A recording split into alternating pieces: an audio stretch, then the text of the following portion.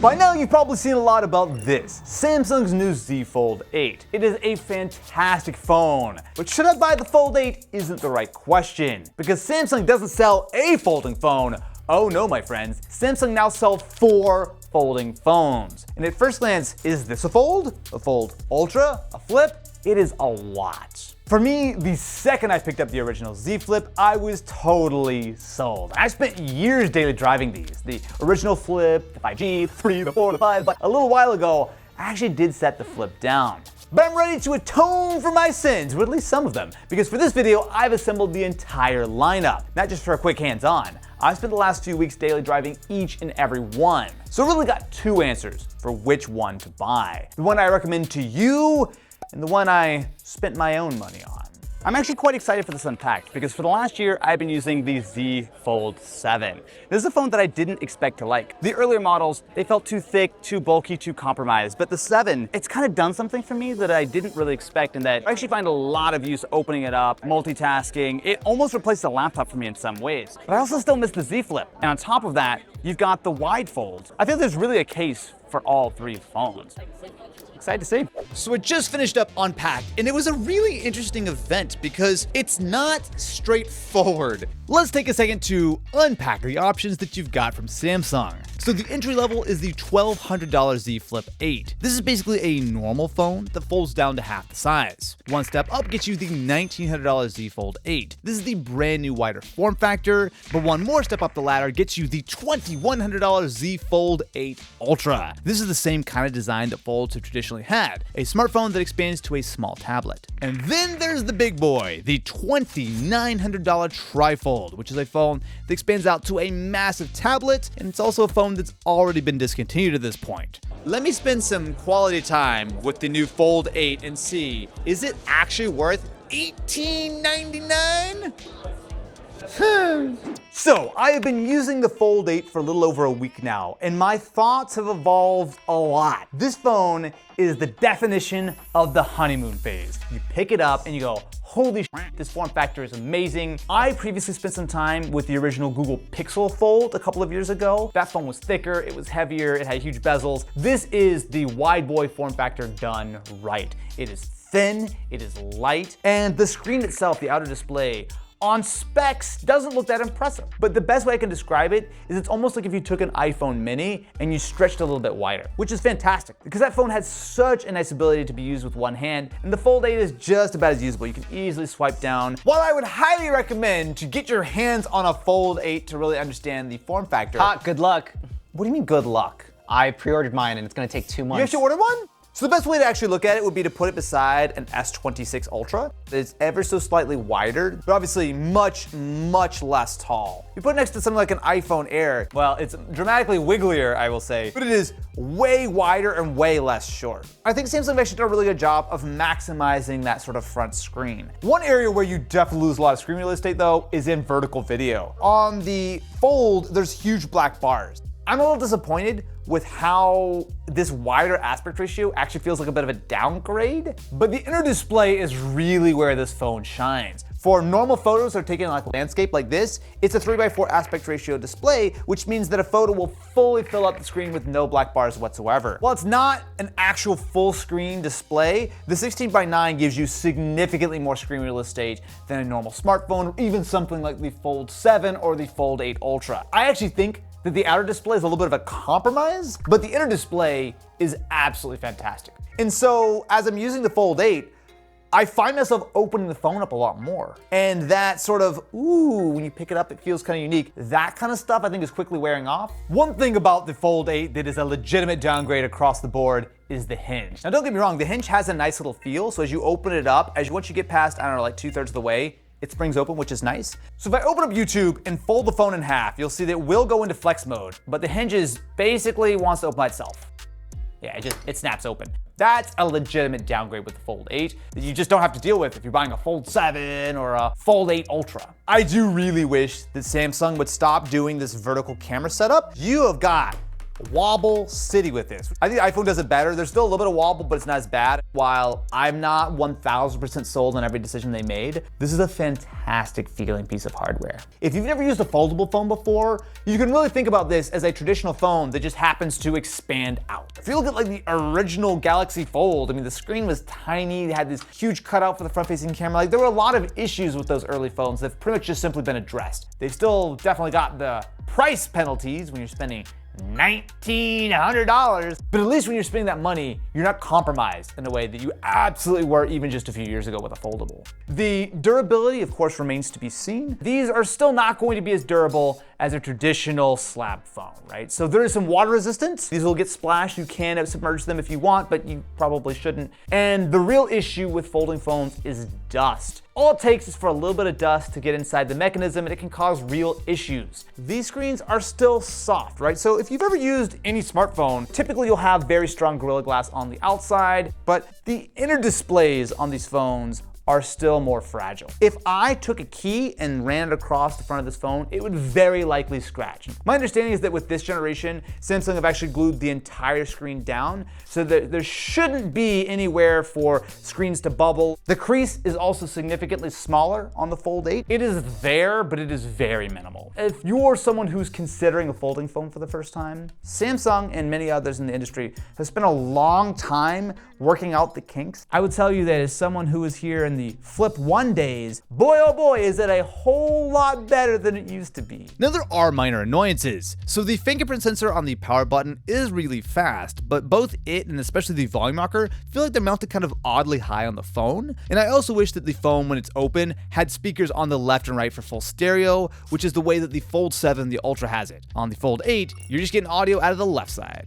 I really do not understand why Samsung still refused to put Qi 2 magnets on the back of their phones. You can easily buy a case with it. So this is one of these Samsung cases, which is $110. The problem is, why? If everyone else can do it, there's no reason why I have to use a honestly weird half case on the back of my Fold. I also really do not understand why Samsung felt the need to nerf the Fold 8 when it comes to the cameras at least. Because while you do have the same ultra wide as the Ultra, the main sensor is only 50 megapixels as opposed to 200 megapixels of last generation and with the current Ultra, and there's no telephoto. To give them a little bit of credit, the telephoto on the Fold 8 Ultra is Garbo Town. I don't spend $1,900 and I'd have a freaking zoom lens. Like, what are we doing here, right? Battery life is quite good on the Fold 8. So there's a 4,800 milliamp hour cell compared to the Fold 7.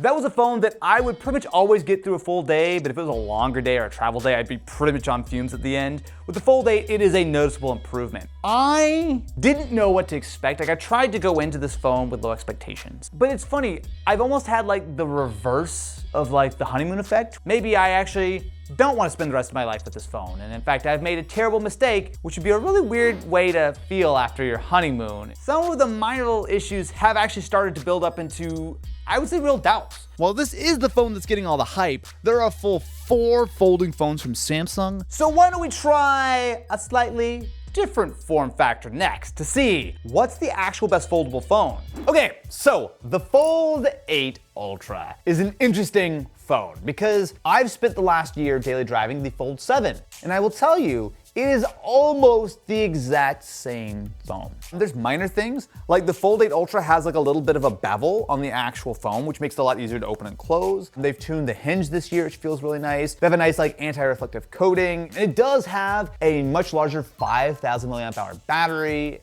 So right now you're looking at the 200 megapixel main sensor, which is quite nice. It's the same as the Fold 7. But on top of that, there's actually some really professional video features that are built directly into this phone. For video, Samsung continues to improve things with high quality recording options like the APV codec and log recording, but as you can see, color science and even basics like autofocus and stabilization still have a ways to go to catch the iPhone. But in a well-lit environment, you can get some pretty nice looking video out of it. Now that main 200 megapixel sensor is clearly the cleanest, but the ultra wide is pretty decent. If this was a normal year and the Fold 8 just didn't exist at all, this would be a perfectly respectable little upgrade. Right before we're getting ready to shoot shoot this video, I picked up the Fold 8 again. I'm like, oh my God, this is like such a no-brainer. Because this is so different, I keep coming back to it as kind of like my benchmark. And this phone feels right, and this phone feels stupid. Something else to consider is just how expensive these phones are this year. So $1,900 for the Fold 8 and a whopping $2,100 for the Fold 8 Ultra really is just incredibly pricey, especially when you consider that the Fold 7 can often be found for less, and a friend of mine just bought a used Fold 7 for $1,150. I think the Ultra makes sense if you just care about paper specs. I do think that the camera system is better on the Ultra compared to the regular Fold 8, but the issue is that while it's better, I don't think it's good enough to justify not only spending the extra money, but also the compromise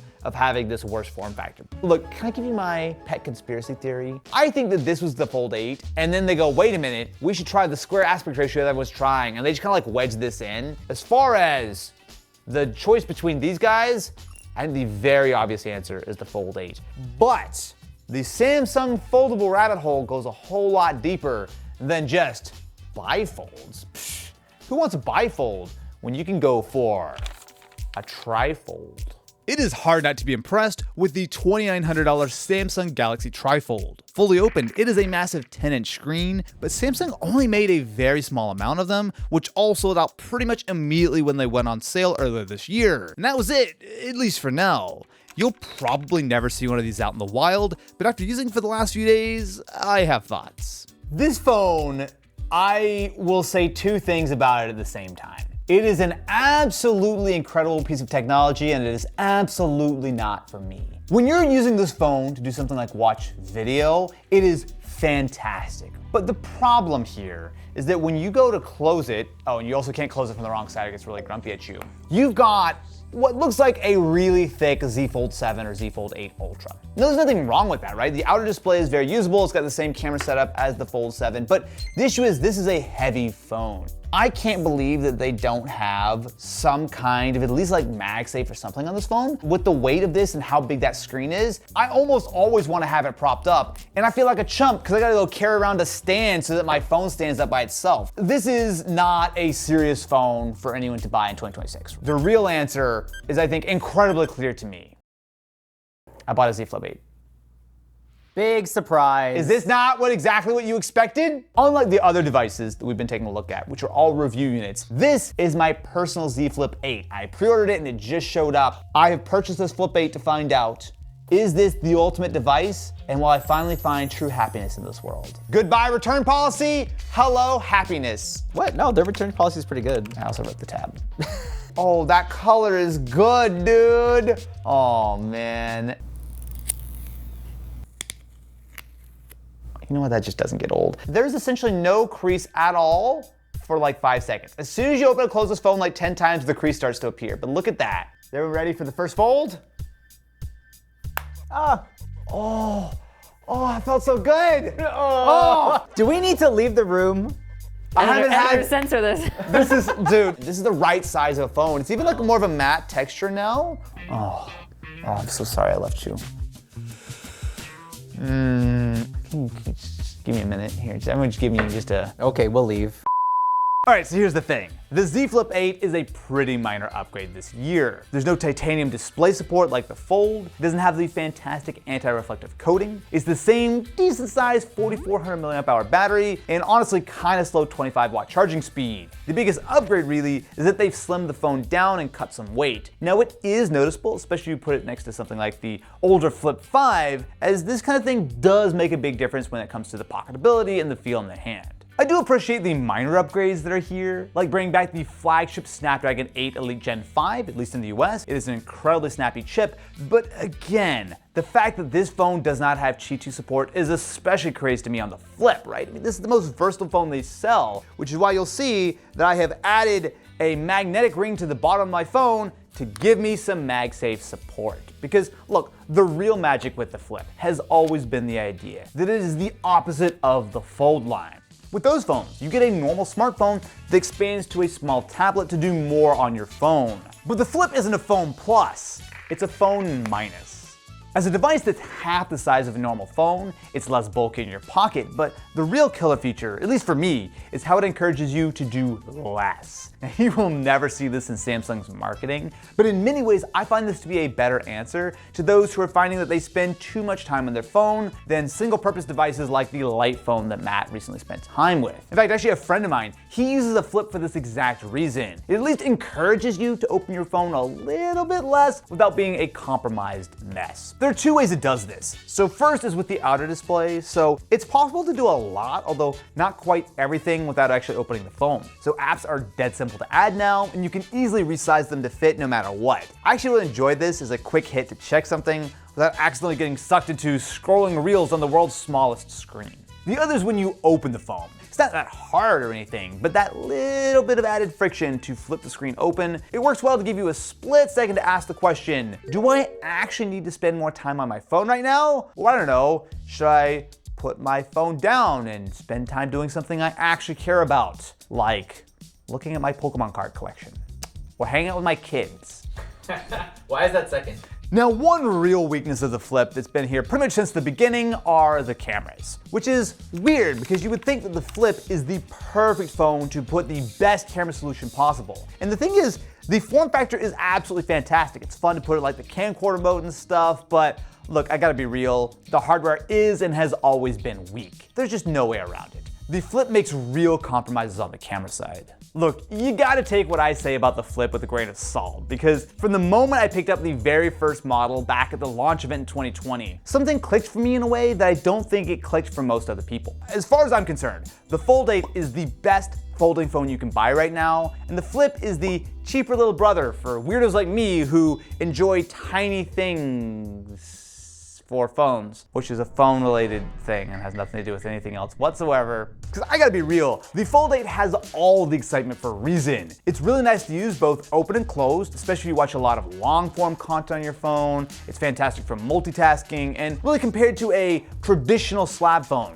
the pros way outweigh the cons. Well, except the whole $1,900 thing. You know, it's funny, in my time using the Fold 8, I had really two main questions from friends and family. One, can I try it? And two, is this the same design as the iPhone Fold? Because I think for a lot of people, that's kind of the elephant in the room here. And if you are more iPhone inclined, as long as the rumors are true, the Fold 8 is largely similar to the form factor that Apple are supposed to be cooking up for later this year. So I gotta say that if that's true, I do think both Samsung and Apple are onto the right idea, because the Fold 8 is delightful to use. And it is really the right decision for most people who are interested in the Samsung Foldable right now. But for me, I'm happy to be on the Flippy Boy train. Thank you very much for watching, my friends. If you enjoyed and you want to catch my coverage of that other foldable that's coming from that fruit company, subscribe to the channel and ring-a-ling that ding-a-ling. Until next time, my friends, I'll be living in my happy place.